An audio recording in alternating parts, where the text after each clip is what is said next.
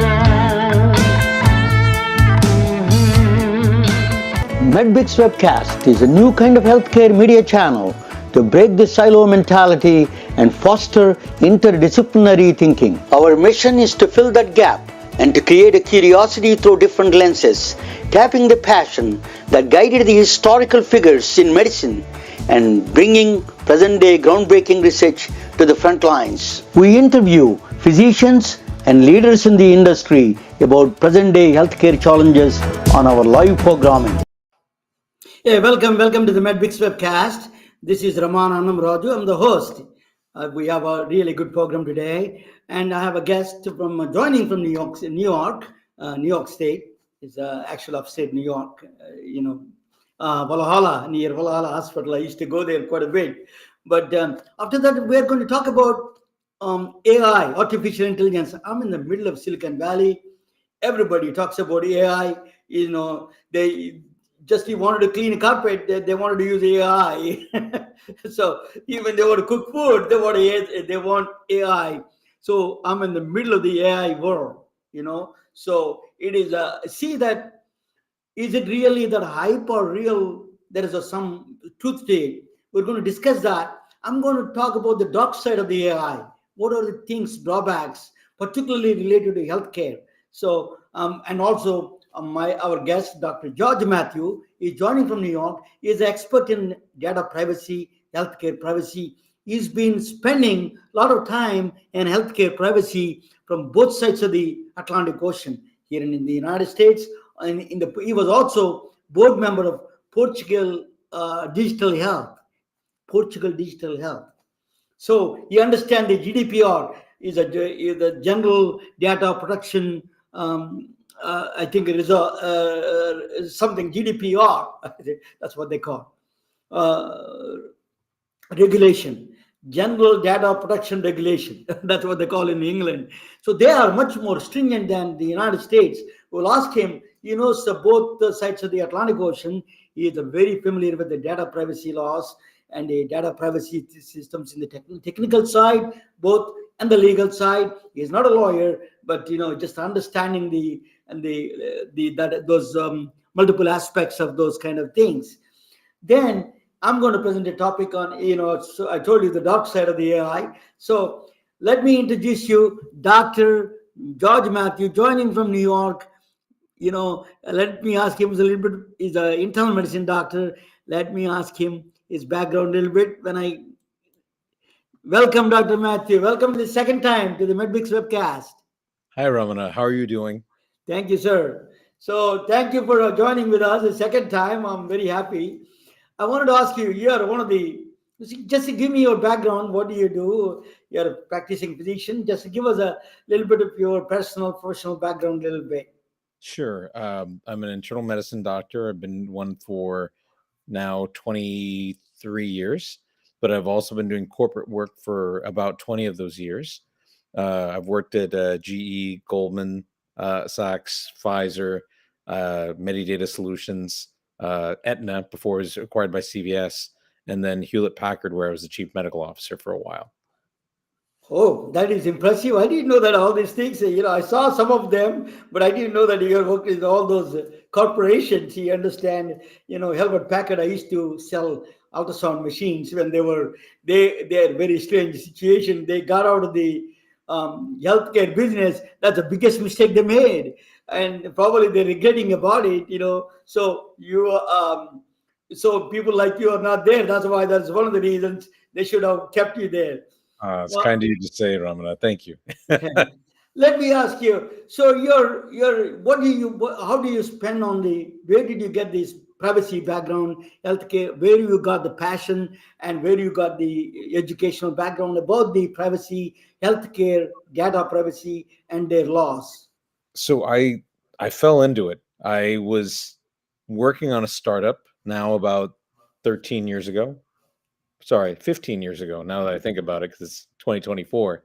And I was trying to figure out why everybody was able to get a hold of patient data and make money off of it, except for the patient. I was working at a clinical trials company, and I realized that the data was being used multiple ways by insurance companies to figure out what the financial risk was, by life sciences companies for research, and by marketing companies to be able to target marketing towards specific people. And that data all had value, sometimes different value. But meanwhile, there was this affordability crisis for healthcare, even then, as to whether people had insurance or whether people could afford their medications. So I was trying to figure out a way to make it so that people could control their data and monetize it so they could pay for their own healthcare. This was my startup back in 2009, 2010. What I found though was that even though there was this HIPAA law that was supposed to be in place back in the late 90s, that everyone kind of assumed protect privacy, what really happened was many companies were able to lay claim to people's health information and then figure out a way to make money on it, sometimes to the disadvantage of the patient or the member. And there wasn't any structure in place for patients to actually do this type of thing or protect themselves. Now, Raman, as you asked, I'm a doctor, and the way my training was that when people came to talk to you, um, they were sharing their most personal secrets. So, as a doctor, if I were to break that privilege, break that confidentiality, I could be sued, I could lose my license. But companies were able to gather that information and re-identify it or put it together and use it without any penalty. So that started me on understanding more about what the state of privacy was for health data in the United States. I was involved. Let me bring you on to the both of us together. I was involved with a little bit of HIPAA at the time, Health Insurance Portable and Privacy Act, right? So that laws came in, and it was not a solid. It's not a very stringent law. It's kind of a they wanted a privacy. Can you tell us a little bit about the what is the 30,000 feet about the HIPAA regulations a little bit? I mean, keep in mind, it's HIPAA, right? Yes. The P stands for portability, not privacy. And Okay. in Okay. there's people throw the term around and everyone assumes that, oh, Including me, I was wrong.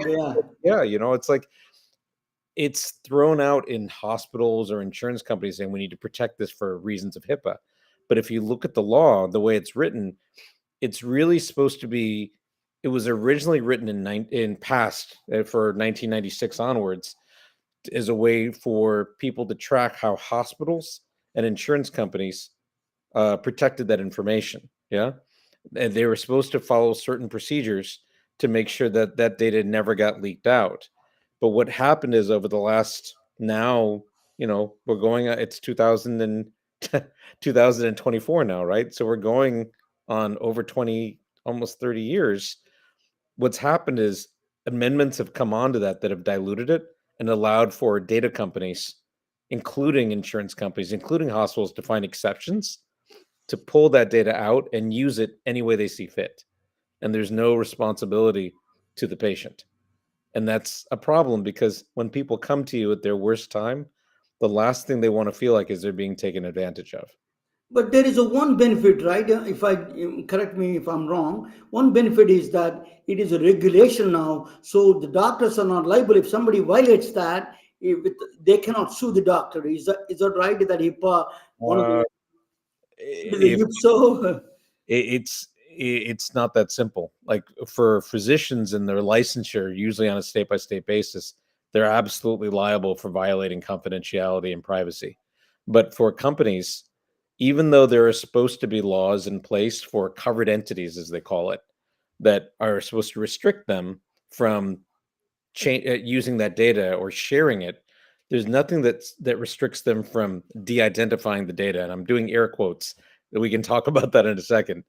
There's a recommended way to de-identify the data that was also recommended through HIPAA and then other types of recommendations in legislation to remove this information, and then you can use the data in the way you want to. What a data scientist discovered at Harvard in the early 2000s is that with 3 points of information, I can re-identify you almost immediately. So you have this phenomenon. And just to give you an idea, she did this in the state of Massachusetts. I believe she was able to re-identify the governor's personal health information and demonstrate to him how easily it could be done. Hmm. And if that's the case, it's not really privacy. It's I have to follow this procedure because it's the letter of the law. But then once I've done it, I can go ahead on this side of the fence and then put it back together and do whatever I want. Are there any standards how to de-identify the PHI, personal health information? There must be a small. Is there a stringent standard, or some standards are there at least to to de-identifying the process? So HIPAA and the standards for de-identification were written again back in the late 90s. So for the late 90s, they were stringent based on what Congress and other people understood could be done. But in 2024, with big data analytics and AI and being able to pull in reams of data, that legislation doesn't hold up. Interesting. So that's you made an excellent point. That's written in 1996. Now the whole thing is changed. It has to be. But I'm in the center of Silicon Valley. Even the Uber driver talks about innovation here. They Sure. say innovation, the privacy laws. If you have too regulated privacy laws and any other regulations prohibit innovation with their standard the innovations. So how do you respond to that innovation aspect of the Silicon Valley compliant? So there's 2 points I'll make off the top. One is it's always great to talk about innovation when you can reap the benefit, but you have none of the risk. It's always great when people talk about how great things can be, but they're not the ones that bear any of the consequences of it. Yeah. So if they were also willing to bear the consequences, let's say these companies that say that it's okay for them to have access to their data, I would counter, great. Tell me any of the founders or any of the folks that are creating these companies that are also putting their data or their children's data into the mix. My guess is none of them do.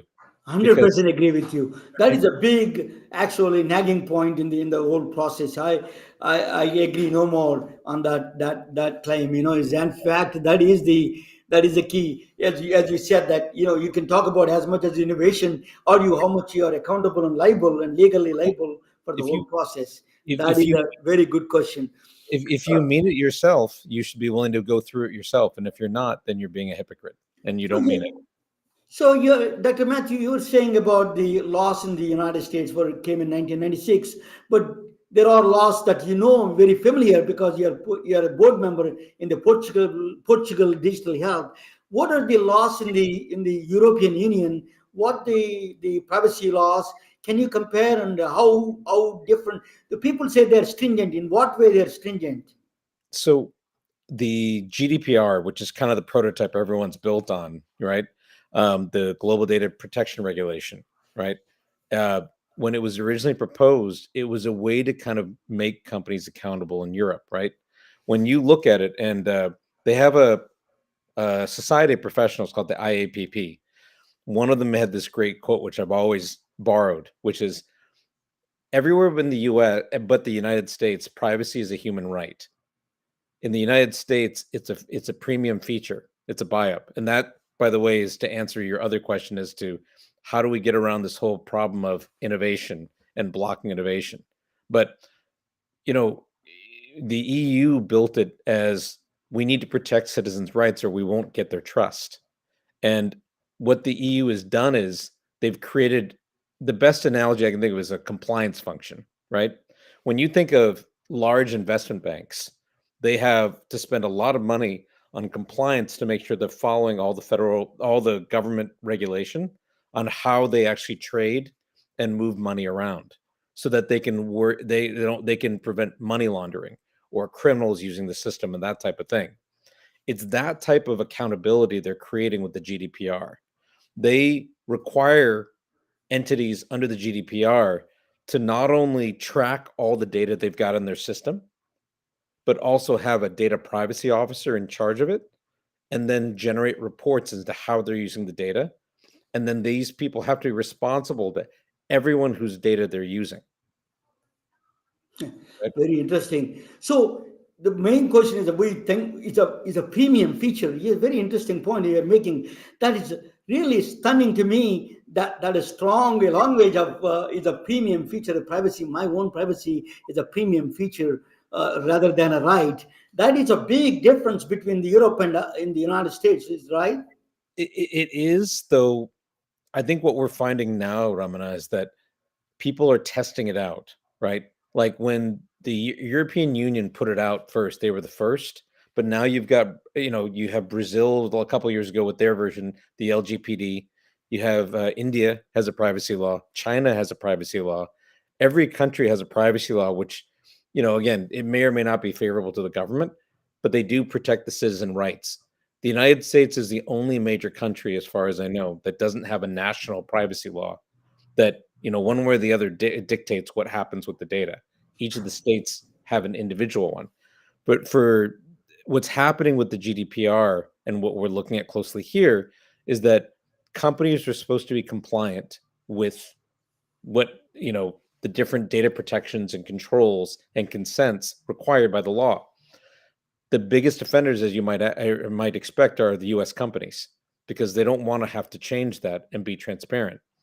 And some companies like Meta have doubled down to say, look, we're not going to change it, but if you would like privacy, you can pay for that feature in Europe. And similarly, Unbelievable. That yeah, is, they want to charge the privacy to maintain the privacy. They charge a fee for that. yeah, it's interesting how it's kind of developed across the Atlantic. You had Meta and Google and other companies that were basically saying we want to be able to have free access to all the data, and we don't want to have to pay for it. Apple comes forth almost as a privacy champion, and there's air quotes around that too, where they've said, we're not going to sell your data outside of our system.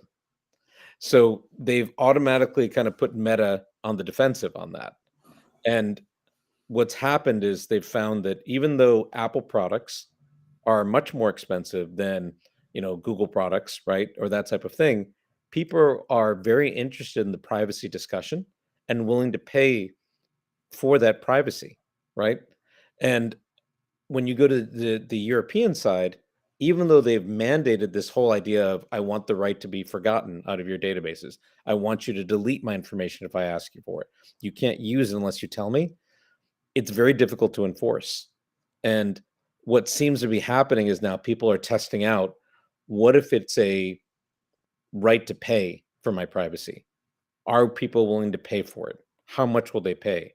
So we're kind of in that experimental phase as to what's going to work. I do think on this side of the Atlantic, though, Ramana, this goes back to your innovation question. How do you make this worth the company's while? How do you make privacy make sense for them?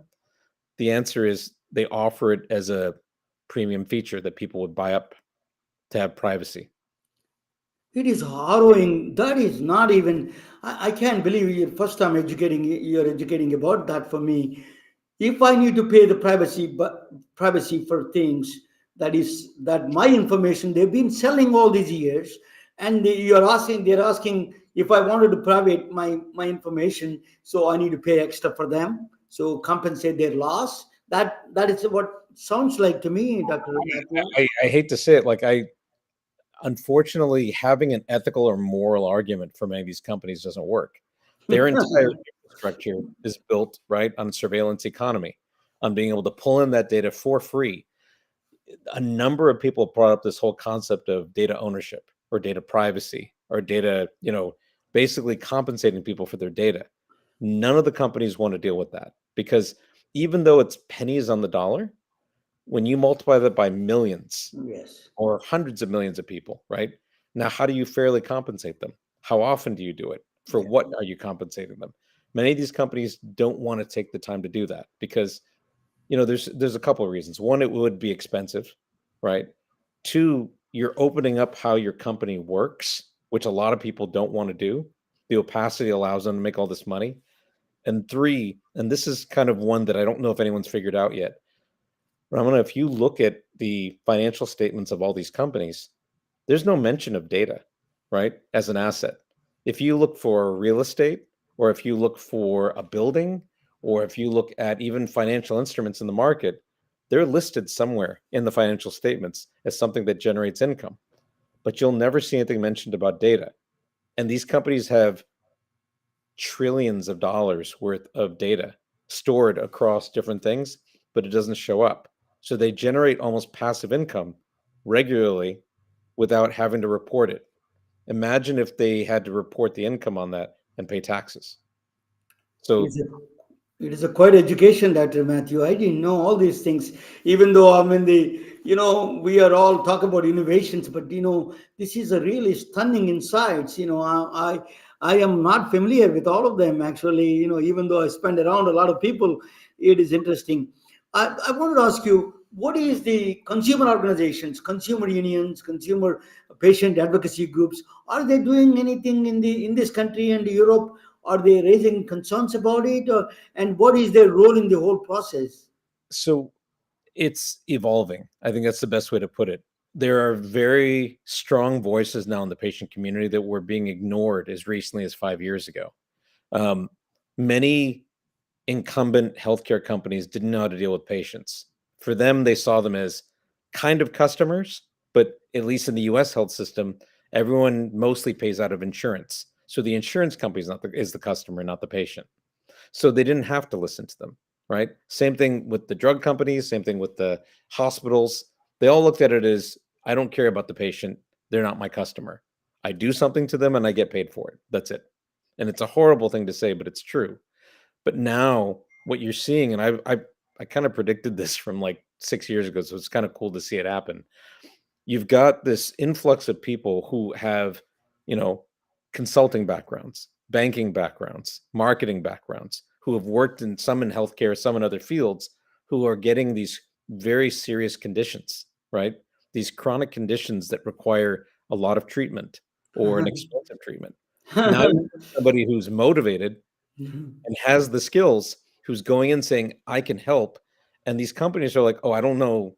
I'll hire McKinsey. I can't hire you. Right. Well, now that's changing because now they're realizing this person has real insight and people trust them. So perhaps I can work with them and they can help me. And they're starting to get to places where it's in government or in life sciences companies. They're starting to create chief patient officer roles where they're starting to have their voice heard, but it's still, not where it needs to be. Where, He, but he's it's the getting, same guy who was working for other companies. One time he was the other side. He was trying to hire a government, trying to hire hackers, for example. yeah, You're trying to hire these yeah. privacy concern for those guys who violated the privacy in the first place. And and then on the EU side, what's happening is that patients are now aggregating data because they have rights over their data and because they're building community platforms with their data, they're able to organize together, right, to create almost group platforms full of their data and start dealing with life sciences companies or start dealing with healthcare systems and say, look, you can use our data, but you need to compensate us. Dr. Matthew, I have a question for you. This is a question I'm not clear. Every time I ask anybody, they don't answer. It is murky as possible. Who wants the data actually in our system in the United States? And then let us talk about GDPR. Who wants actually, is it clearly defined by the law? Who wants the data or not defined at all? Uh yes and no. And I say yes and no because things are developed in such a patchwork way, people have a tendency to kind of say, I found it, so I own it, right? So in 49 out of the 50 states, as far as I know, if data somehow falls into a hospital system, and this goes back to the day when we had paper charts, when you had paper charts, those charts belong to the hospital, right? So when they use electronic health records and make them electronic, the charts still belong to the hospital. So now all the hospitals are figuring out, well, I've got all this data. Let me monetize it. Let me offer it to life sciences companies to query against. Let me create biobanks and sell access to life sciences. And by the way, biobanks are simply people taking samples from you and I when we go to the hospital, and instead of discarding them, keeping them in some type of library and allowing life sciences companies to access it without telling us. So there's this whole underground economy that's developed because, you know, the best analogy I can think of, Ramana, is like, do you know how private detectives here in the States work? One of the things they do is they'll go through your garbage. Yeah. You put your garbage out, and then the garbage man picks it up. However, if the detective gets to it and you've let it go, legally it's no longer your property. So they can go through it and they are allowed to find out whatever they want from it. That same principle is underlying not only lab companies, biobank companies, but even shredding companies, right? So my father, my father was a physician, and he used to have a big shredding area. He would Machine, put yeah. all the files in, and they would shred it. Well, we found out at one point they were no longer shredding it; they were just storing the files, scanning everything, and then destroying it, so they could keep the data and resell it. So the It is ownership. much more worse. Don't you think it's much more worse if the genetic data is involved, right? I mean, it can be. I mean, the whole breach with 23andMe was kind of awful because the and that company now is not doing very well. But the fact is, they were offering a test that wasn't very good to people that would give them bad results, but then they were keeping the genetic data and then they were offering it to life sciences companies to either make new compounds or query against for other, to find new targets. And the value prop was you had to pay a few $100s for a genetic test, and the genetic test wasn't very good. I had a friend I grew up with who's from Kerala, from my part of India, and he had bought it for he and his relatives. The test came back that he was more than 50% Mongolian. And it's not, the sad thing is, I joked about him with him about Genghis Khan, and I thought your family was pure and all that other stuff. But the truth of the matter is, the way the test works is it compares what it knows with its reference set, and the closest it had to anybody from our part of Kerala was apparently someone that was Mongolian. So that was why it gave that answer. Yeah. But if it is true that data is forever there, so then it follows your children. That is a genetic data is a much more complicated in that process.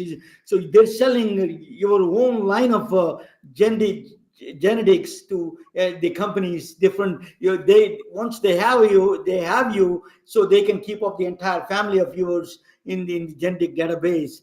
That is a more privacy that needs a lot more protection, right? What do you think? I agree. I mean, I would never want my information to go out, not only for my own thing, but because for my children, my nieces and nephews, my grandkids in the future, I don't want somebody else having them on their genetic database without their permission, right?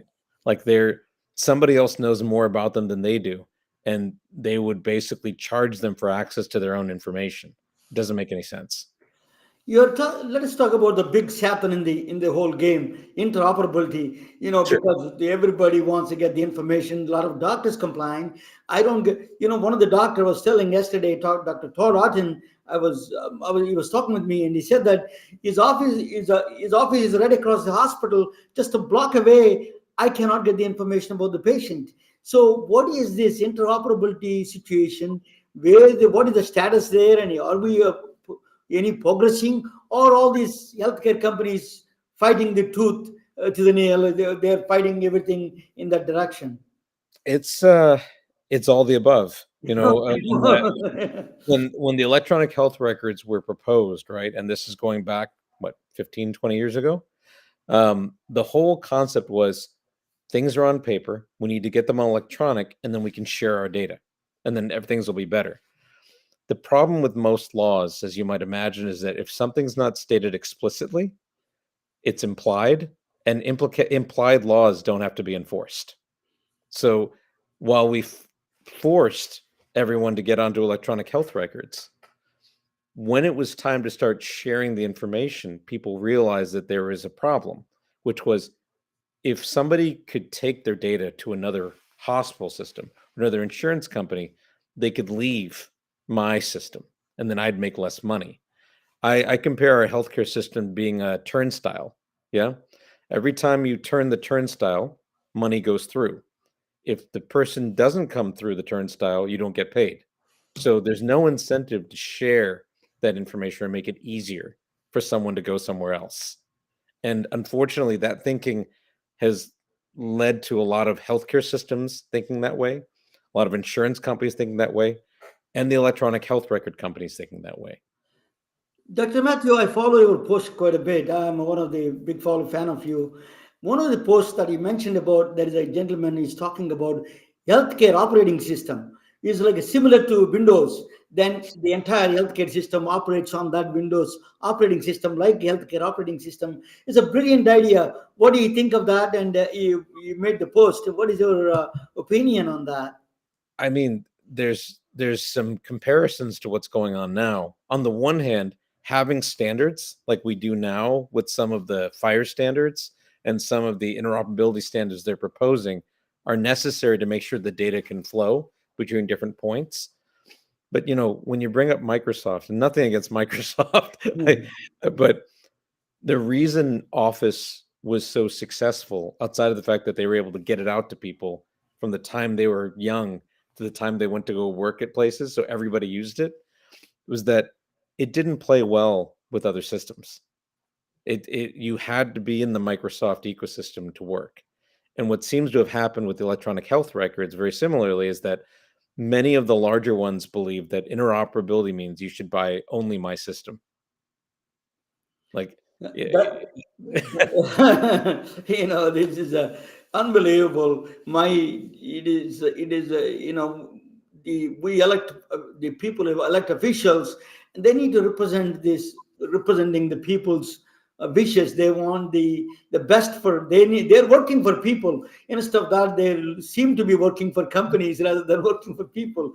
This is a sad part of the politics, the way it is going, unfortunate that is.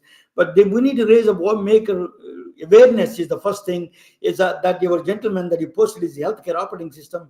It's a great idea in my view. I thought it is kind of a operating system like Windows, and independently operate, and then it follows certain protocols to transfer the data. It's very interesting.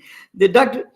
Matthew, you're a great, you talk about AI, you talk about everything, and then also you are very concerned about all the privacy laws. So let us talk about I'm going to present a topic on the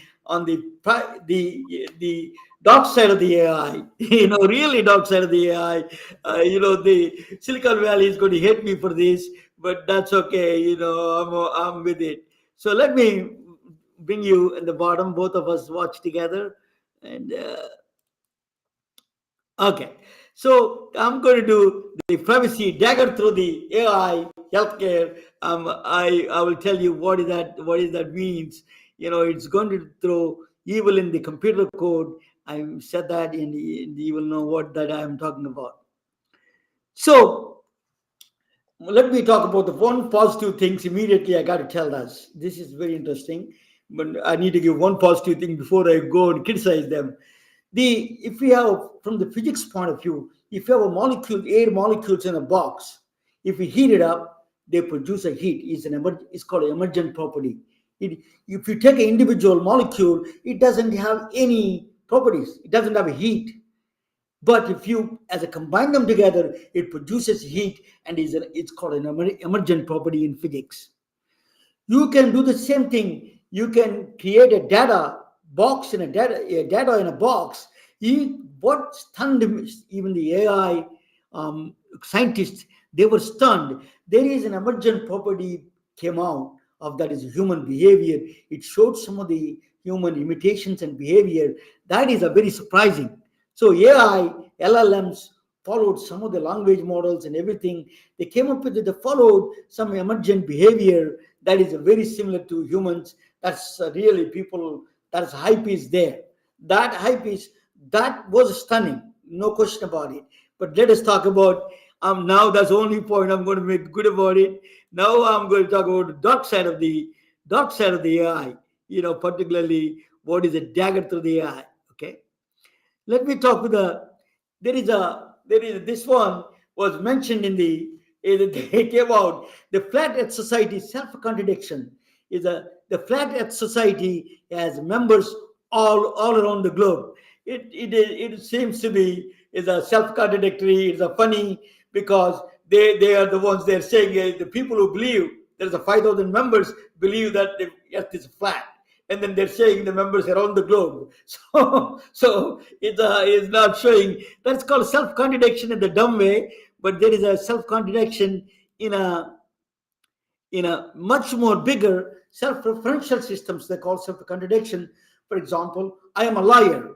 I want you to you cannot prove that statement because I may be lying about I am a liar. So that's a self-referential system. You see, that's the statement is false. That is a self-referential systems. These are you need to be you need to work on that. Let me bring this my things that I can see. Yeah. So these are self-referential systems, or I'm not capable of making mistakes. That, for example, that is a self-referential systems. These are all you cannot prove, but these are all these kind of statements you will find in the computer science. That's a bigger problem in the computer engineering. Physics is a bigger problem with self-contradiction. Healthcare, I'm going to show you, and economics. There's a big problem, the self-referential contradiction statements. This is how big is that problem is. I'm going to explain. The master of self-contradiction is his name is Kurt Gödel. He was an Austrian born 1906. He was born in 1906. He put through the center of self-referential system, center of logic and reason is a mathematics. Mathematics is the highest order of logic and reason. You put a dagger through the mathematics. I tell you what that dagger is. So, for example, is a nightmare. He is working in Princeton. Albert Einstein brought him to the United States, working with him. He was the best logician and the reason, and one of the top logician, and he's a well-known in the world. Actually, he became already famous. But so Albert Einstein was already famous. He became a legendary scientist, and he created mathematical equations called general field equations for the general theory of relativity. Those are the sacred laws for the physics people. But in this laws, he found this guy, the Kurt Gödel, found something defective, something strange.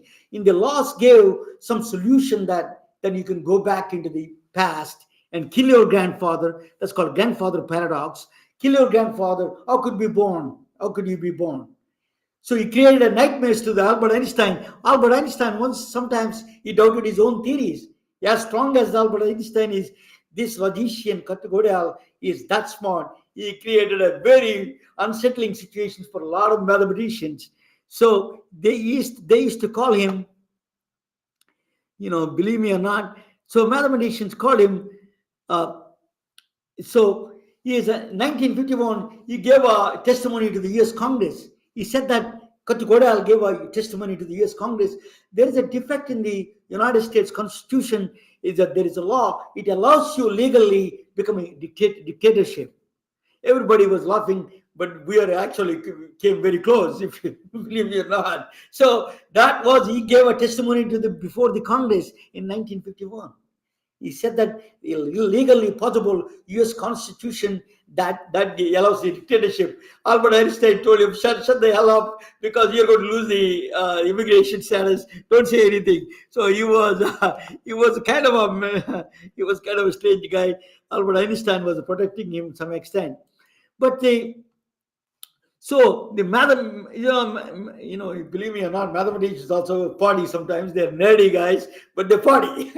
They call him, he's a party pooper, he's a buzz killer, because he is the one, all his theorems are, all his his logics and mathematics, put a dagger through the mathematics itself, the heart of mathematics.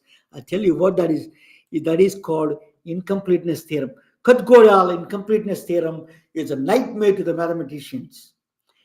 So, I don't want to go into the very detailed version of it, but this is a self-referential systems. I'm lying, prove that. If a computer goes in that kind of a statement process, it gets into the mental, it will crash. So this statement is impossible to prove. If that kind of a contradictions come in the computer program, that is going to be biggest problem.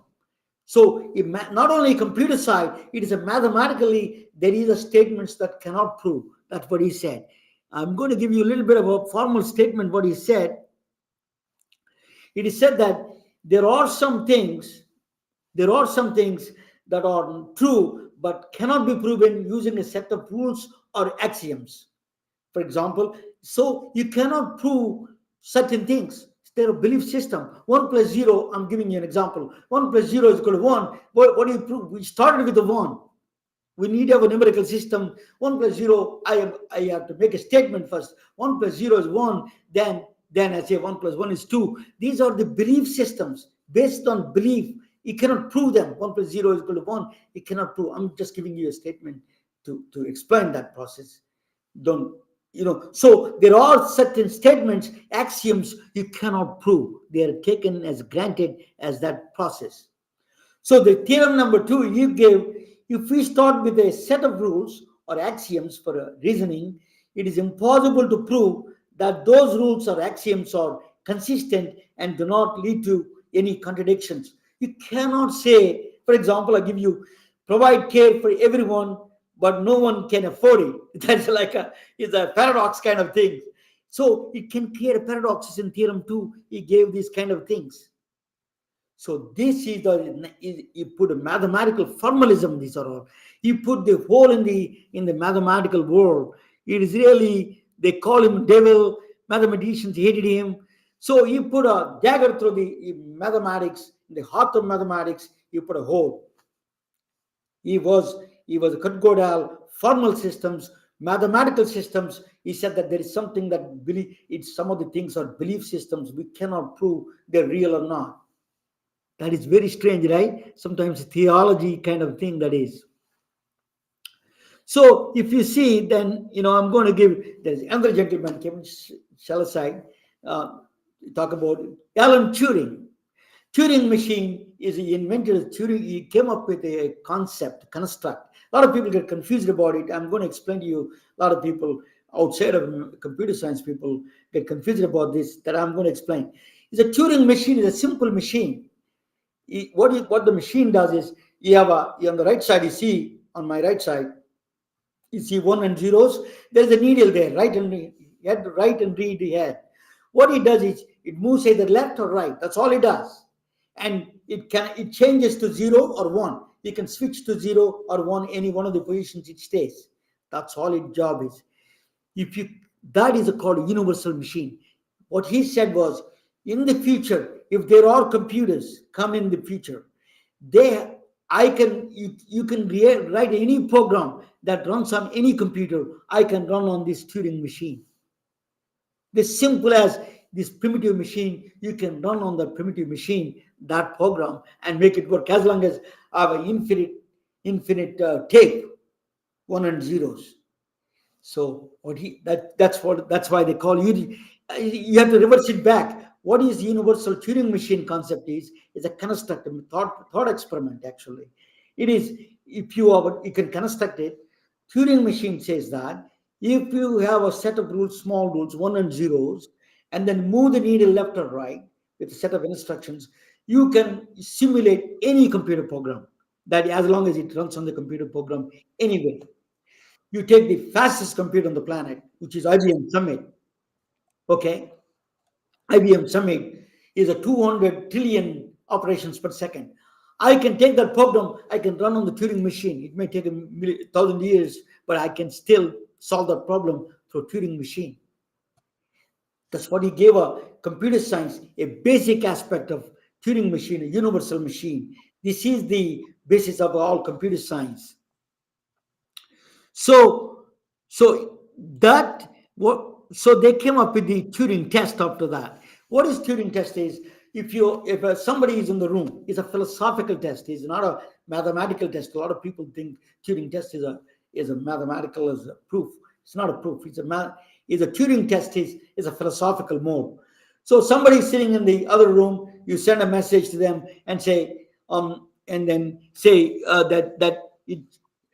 you ask questions, they're answering questions. Once your human judgment, the person who is sitting on the right side asks all the questions, and the robot answers all the question, the robot sitting on the right side, left side, it answers all the questions. If she doesn't know who is there on the other side, if she decides that is a human, that's passing the Turing test. Simply human judgment.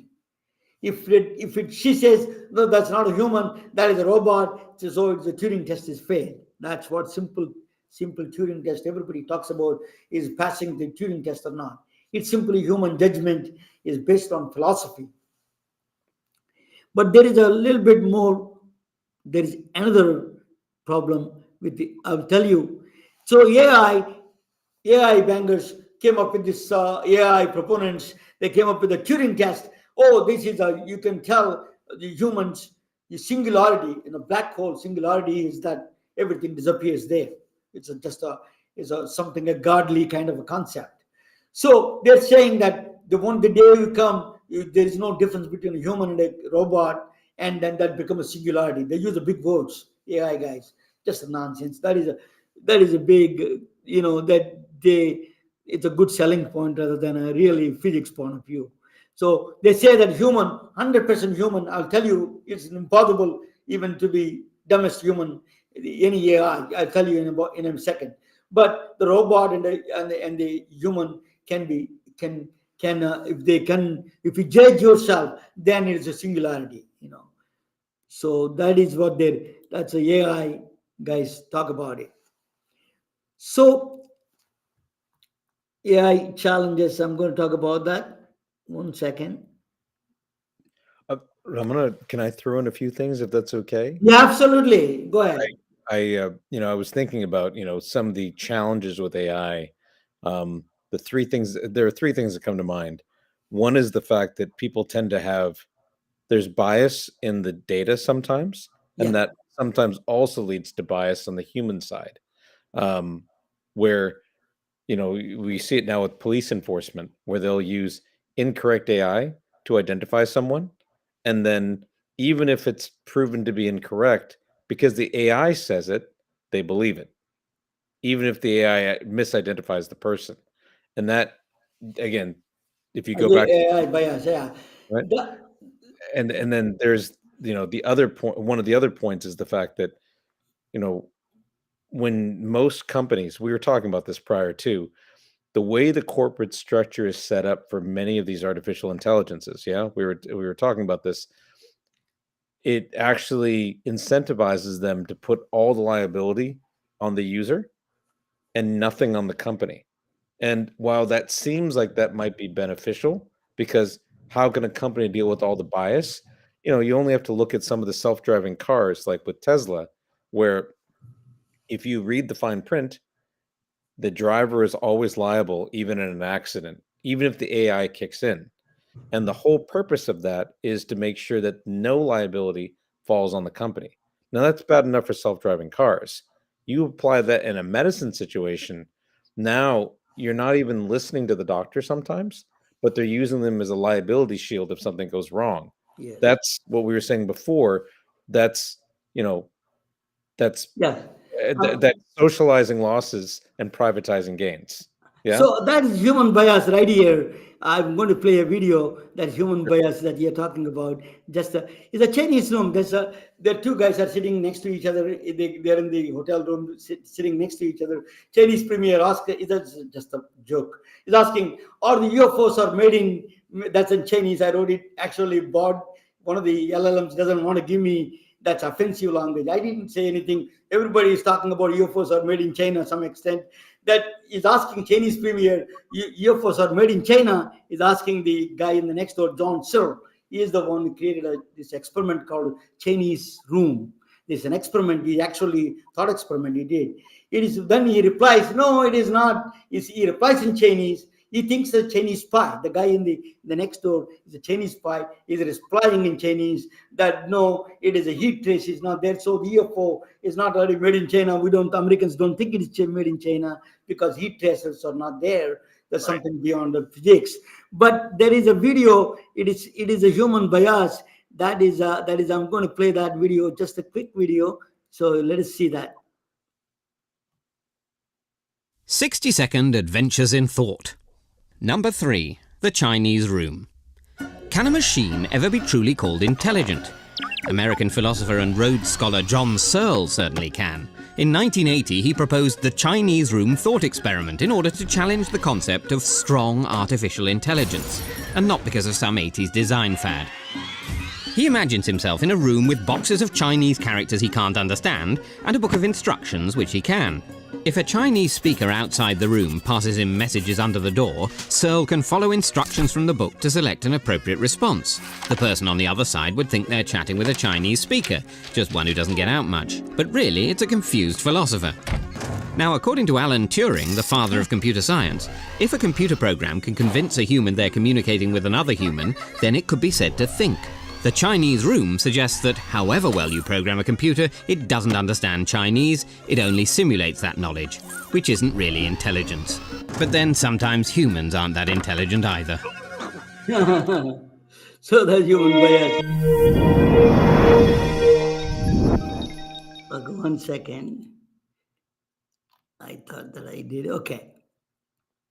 But anyway, so that is a Chinese understanding is not there. That's one of the challenges of the AI. So I'm coming to this point. Dr. Mathew is making a next point is AI halting problem.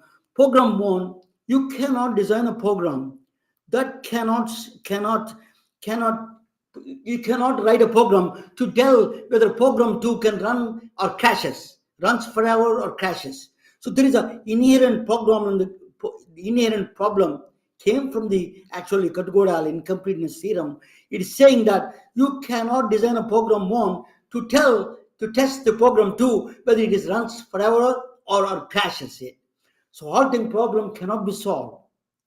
No way it can be solved. Mathematically, it cannot be solved. So this is a big challenge for the computers. That's a big hurdle for artificial intelligence, in fact. Yeah. Sorry, I didn't mean to interrupt, Raman. Go ahead. You tell me. It's just it's interesting with the Chinese room, and I've never heard that analogy, but it's fantastic. The one thing I don't think that a gentleman that intelligent takes into account that Turing might have actually is the fact that humans are different, and some humans are more gullible than others. So we start seeing some of these experiments published where people prefer the answers from AI for some of the response to some of their questions, even if with a large language model, all it's doing is cross-referencing multiple tables and simulating an answer. That's good enough for some humans. But for other humans that might be more knowledgeable, more experienced, or more sophisticated, they may look at it and be like, that doesn't make any sense. Where are they getting that from? It's all in the eye of the beholder.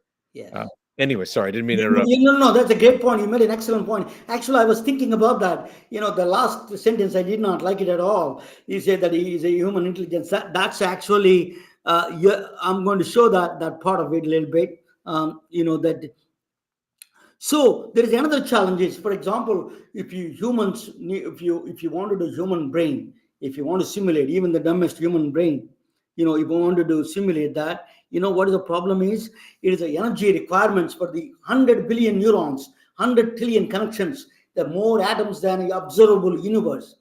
If you want to simulate the human brain, true simulation, it requires a 20 powers of Niagara Falls power output. It requires 20 power plants of Niagara Falls output you need it. That is the requirement for the energy requirement. What does the humans do? 2 McDonald's sandwiches that for $4 he can live on. So that is energy requirements are huge to simulate a human brain. That is the one thing you have to make notice. People who easily talk about, is human intelligence. You're absolutely right, Dr. Mathew. What you mentioned is absolutely that last sentence that you said is not I don't agree with that at all. So you made an excellent point on that one. So the energy requirements are big. The second one is this is a much more bigger problem. It is called irreducible computational complexity. What is that is a Stephen Wolfram is one of the very respected mathematician.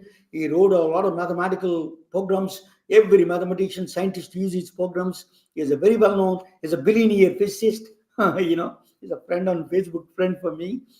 But But I tell you, he's one of the most respected.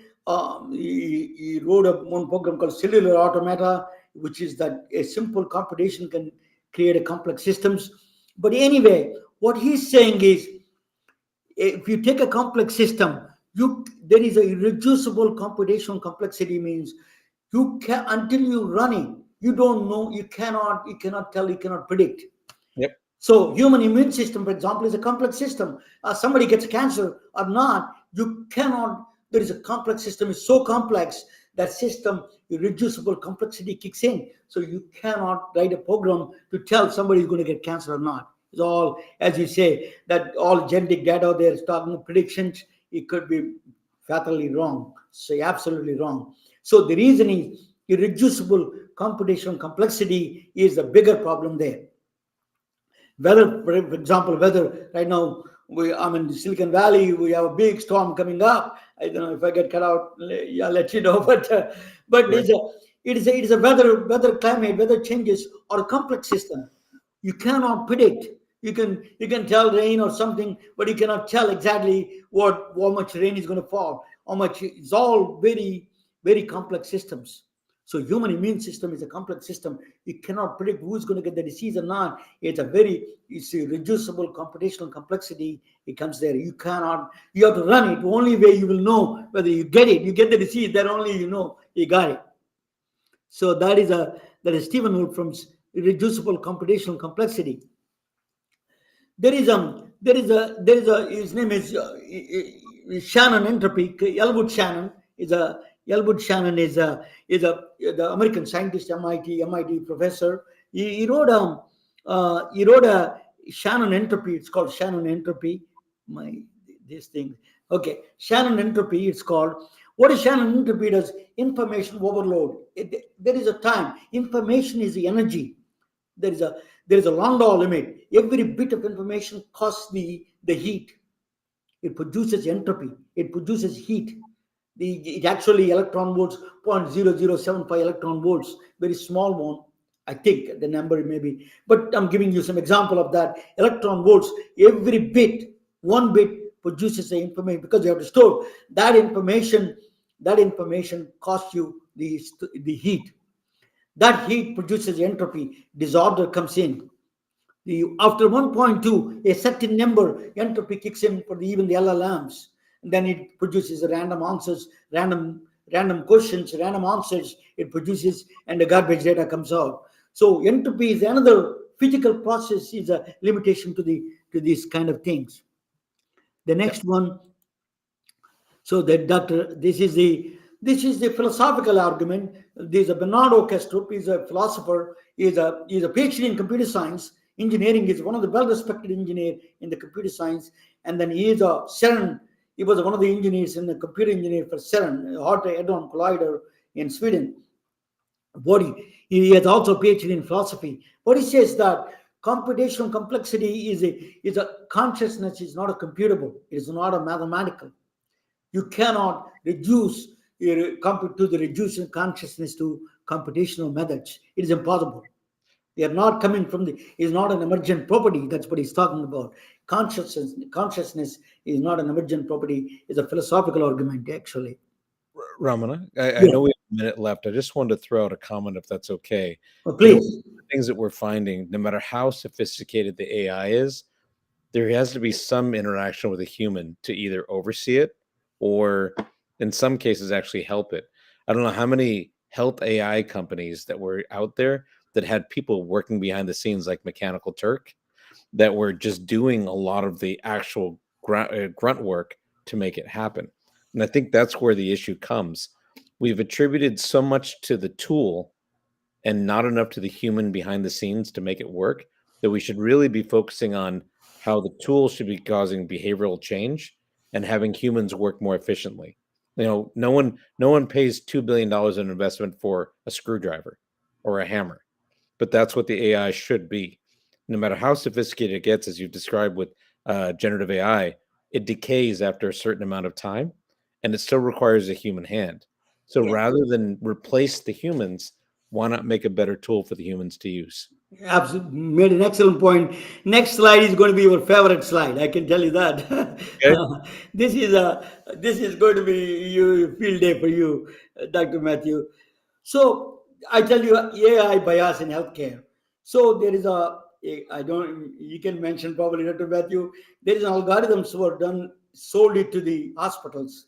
There is a $1,800 per year that it came out. Some kind of a AI algorithm says that they took the data from outside. It says that they're spending $1,800 less for black patients. So AI algorithm kicks in because they're spending less money on the black patients, then they get less sick. That's a conclusion it made. Yeah, I made. And they were selling. Dr. Matthew, you can jump in this one. This is a big. This is not a small company sold it. This is a big company sold this to everybody in the world. So it is that is one thing. Is the AI bias was clearly identified in this process. Yeah, the funny thing is we have a hard time recognizing our own biases, even when they're reflected back to us like a mirror in the devices we build or the data that we give. And I think that's one of the things we need to educate ourselves with, that the AI isn't telling us something we don't know. It may be telling us something we don't want to accept, which is we treat people differently based on how they look. Yes. And, if anything, if people and users and operators can get beyond that point to be able to look at it almost like a fly in amber. Here's where the bias is kicking in my decision making. Let me make a modification and change it. That's how we can use this as a way to kind of step outside ourselves and see what biased decisions we're making and objectively try to make changes so that we can help people versus assuming that we have no bias. Dr. Matthew, as you said that, I wanted to say that is it the right way to say it? Is amplifying the AI is in this context amplifying our bias, right? Human Yeah. bias. It took it all the data from the human bias and amplifying it and say you can reduce the cost, so don't need to treat.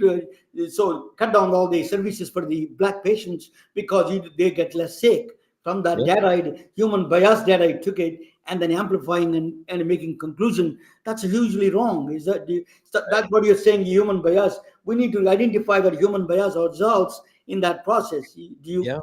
Yeah, that's exactly it. It's taking the information that it's got. I mean, again, it's a it's artificial intelligence, right? It's a calculator. It's not going to come up with anything new per se. It's going to take what it's been trained on and reflect it back to us. So if we've had bias in how we've been treating uh, black patients or patients of color, that's going to be reflected in how it spits out recommendations. And it's funny when people criticize it because they don't realize they're criticizing themselves. Yes. So the next one is actually pulse oximeter. The devices is Yeah. Jesse Ehrenfeld came on talking about it just last week. Because it has a bias. The calibration bias is there. What happened is they calibrated with the white patients, and it doesn't work for the black, brown, Latinos. It doesn't work. There's a erroneous data coming from the pulse oximeter. He was advocating that we need to really monitor this kind of process.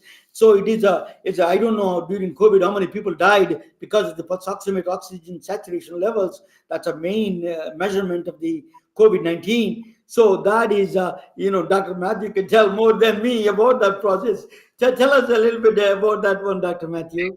It's just what you said. Unfortunately, we didn't realize how bad it was until these were starting to be sold in a large quantity during the pandemic. And that's when we realized that the pigment of the skin was interfering with the pulse oximeter, and it was never calibrated for that because they never had to. Like we always assumed in the hospital setting when we used pulse oximeters that they were tested and accurate and approved by the FDA. And what we found is even the ones that were commercially available through drugstores and whatnot were never tested that way because they never had to be, right? There's a big push at the FDA now to increase diversity of populations so they can avoid this. But if you go back, Ramana, for the last 60 years, the majority of patients, the standard has been white males between the ages of 20 and 40 or 20 and 50, because the idea was that they had fewer conditions which would confuse the results. And honestly, and I think that no one would say this consciously, that was the target audience that had money. So it was easier to target that group.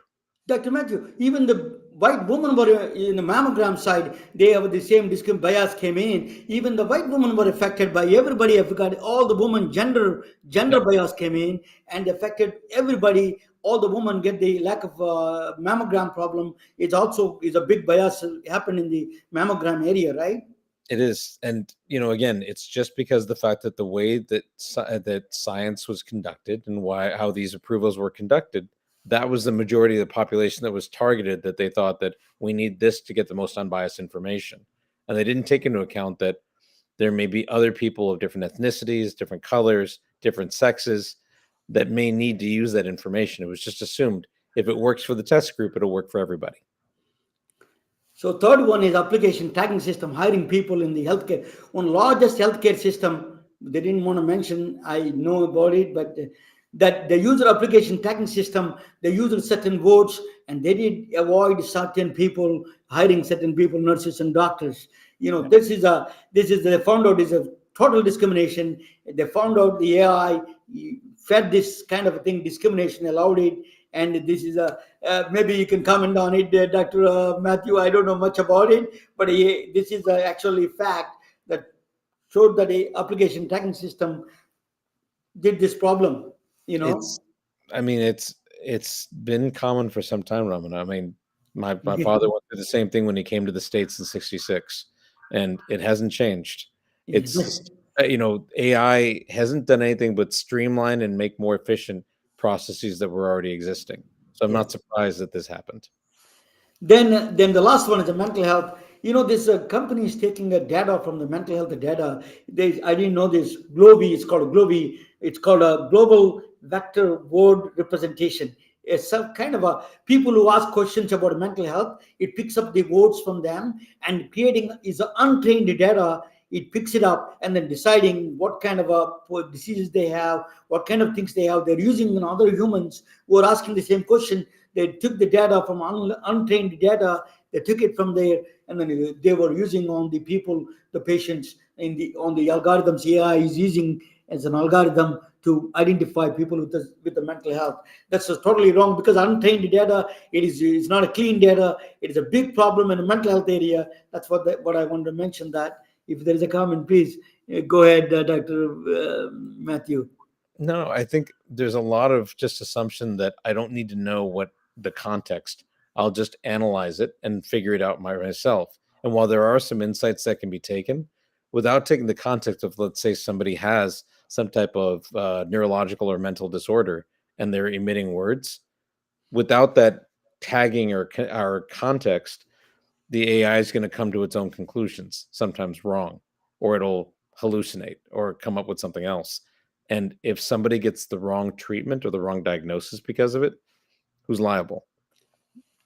So the next one is I will talk about AI limited understanding, AI black box. Then you were talking about AI limited understanding is, so they mentioned it because the reason is 99% is done, for the autonomous cars. But somebody said, the New York Times said that 1% is a 99% harder. The real world, really simulating the real world is extremely complex. That's why they say construction zones, it is a really failed, the autonomous cars so they're actually driving. People said that I didn't know that somebody sitting in the headquarters moving the joystick to move these cars. If that is the case, if that guy is a pothead, we are in more trouble actually. This is So we have to really, it's not that clean. So limited understanding is a big problem with AI. The second one is a black box problem. I come to that point. Dr. Mathew is going to talk about it in a second. I'm going to give that. Then data dependence. He talked about already. For example, Facebook took the data from all these biased data and giving them back again some kind of nonsense, all the bad things to them, and then amplifying their biases. So that is a bigger problem in the Facebook, and actually there was a mention Facebook name. The other one is a symbolic and statistical. That's a big problem with the AI. The KG. is that he played a Go game, Alpha Go game against computers. He was Sure. one of the brilliant guys in the Go games. The permutations and combinations is 10 to the power of 80. It's just unbelievable choices you have to make. So the last day that he failed, and he knows that he lost the game to AlphaGo for the Google computer. He leaned around and then he started crying, and then millions of people who are Go fans cried with him. Mhm. So that is a very symbolic in the human expression. They favored him on that day than a AlphaGo. So they did not. That is a human expression. Yeah, I never able to repeat that. So that is one of the things. Let's go to the black box problem right now. I'm going to give the black box problem to hand over to Dr. Mathew. See, this is a, you can explain that. Hold on one second. Oh, yeah, just a minute. I will, where is it? Yeah, actually, I will give you a black box. Yeah, you can explain that one. I think next slide I took it. No, one second. One second. I did somewhere. We are missing. But yeah, you explained already black box, right, Doctor?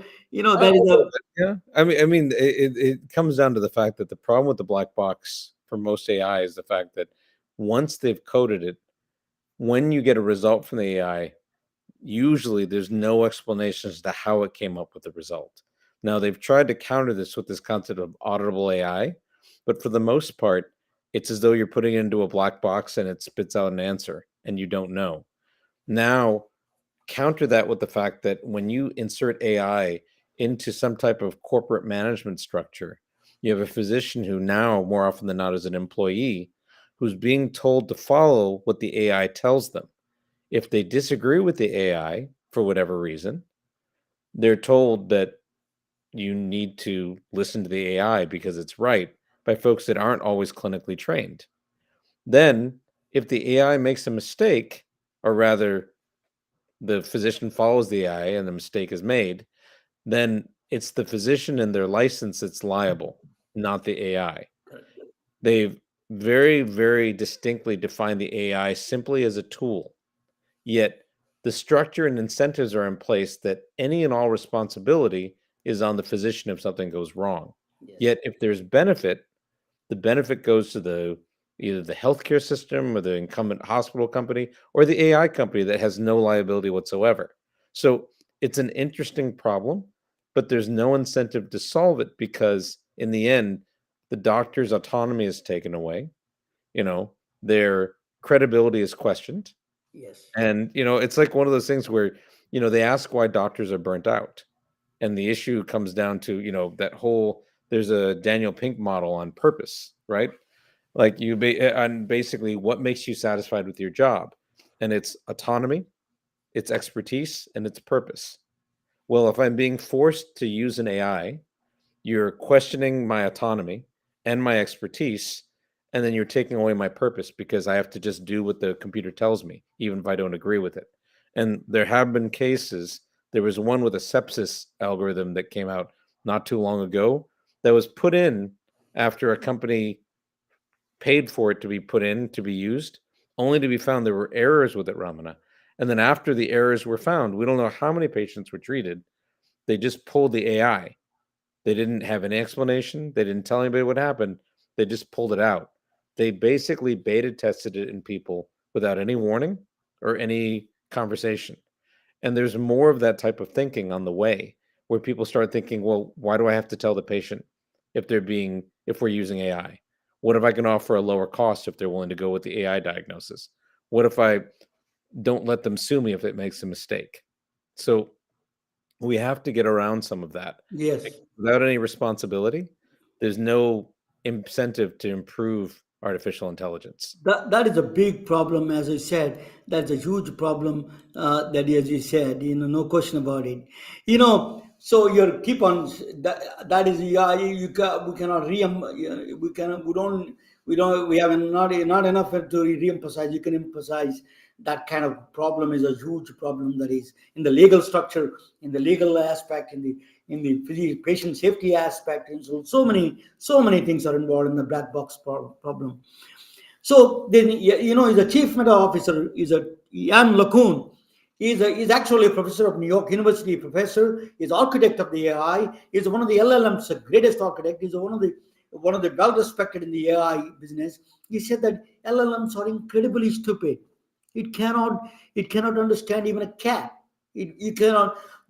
We think that it's because a entity understands human speaks language. That's not is not enough for human intelligence.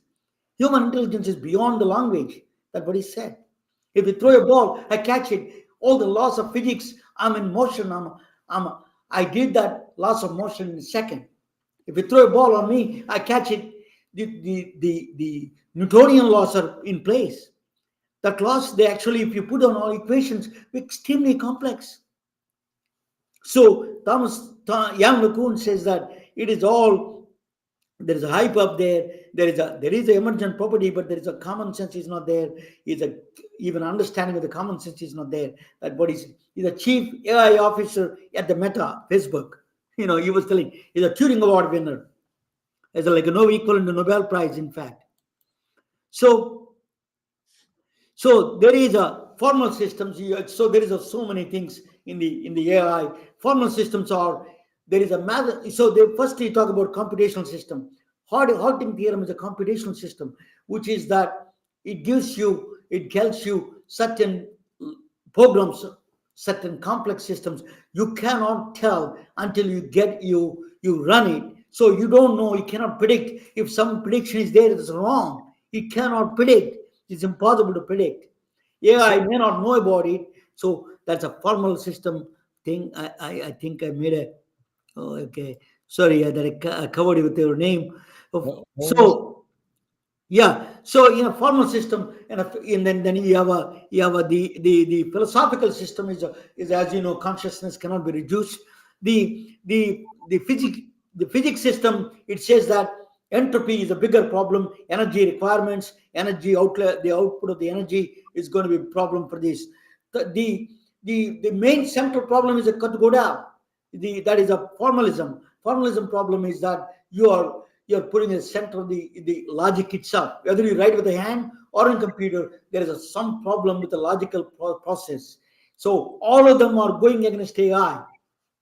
So formal systems, mathematical, which is the mathematical systems, and the computational system, including the reducible complexity, and the philosophical system, and the physics of it. It is impossible. AI has a lot to, and then the biggest dagger of all, bias, as Dr. Mathew was mentioning, huge bias.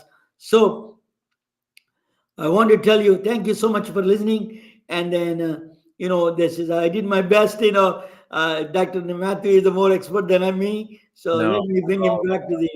I learned a ton listening to you as well. I really am very fond of the Chinese room analogy. Thank you for teaching me that, because I've been struggling to try to explain how AI is being perceived and how we learn from it. Have you heard of that old movie, The Prestige? No. It's a great movie. They talk about magic tricks and how you can be fooled, how you want to be fooled sometimes. I feel like that applies to technology and AI now. The gist of it is there's 3 parts to a magic trick. The first one is someone shows you something ordinary. The second is that it makes it do something extraordinary that's beyond belief. And the third is, quite honestly, you believe, or you make that happen. And I feel like for AI, people want it to work. They want it so bad, they're willing to be fooled by something like an LLM that gives them a human-sounding response. But the magic trick is the fact they believe it enough to act on it, right? If it says to walk out the window, there are people that would believe to walk out the window to fix a finger cut. And that's kind of the problem, because we need to make it so technology serves us and that we work better together. Technology is just a tool. And I think we've invested so much in the screwdriver or the ruler that we miss the fact that real magic is us working together to help each other get better. Yeah, you made an excellent point. My son, 4 years old, he used to do levitate. He saw the levitation. He thought he could go up.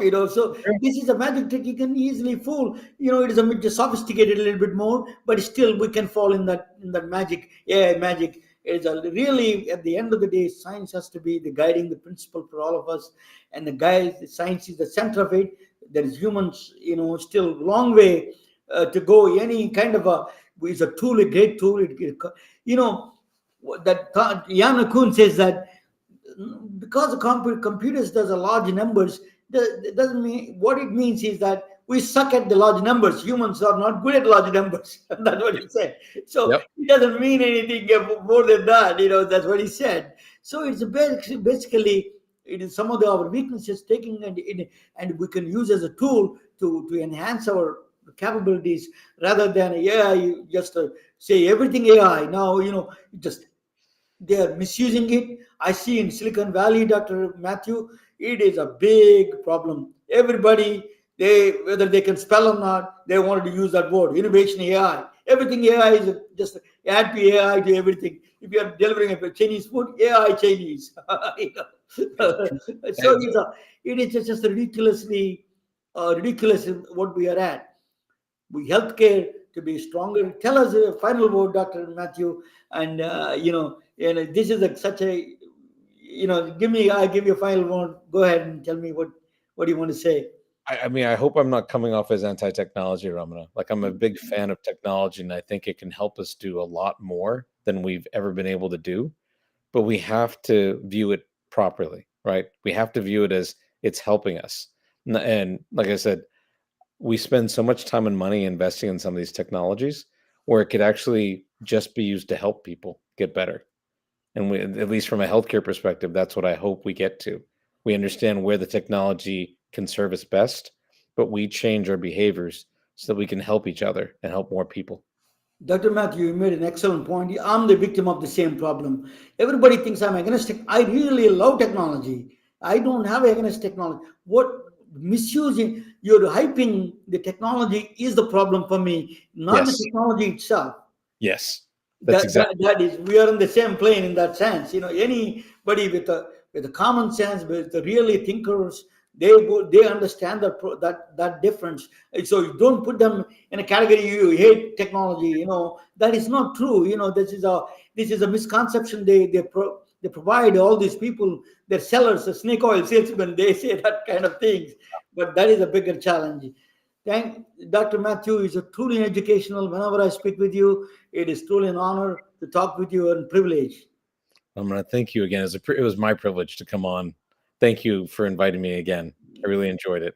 I hope I can come again sometime. Oh, yeah, absolutely. You're welcome anytime.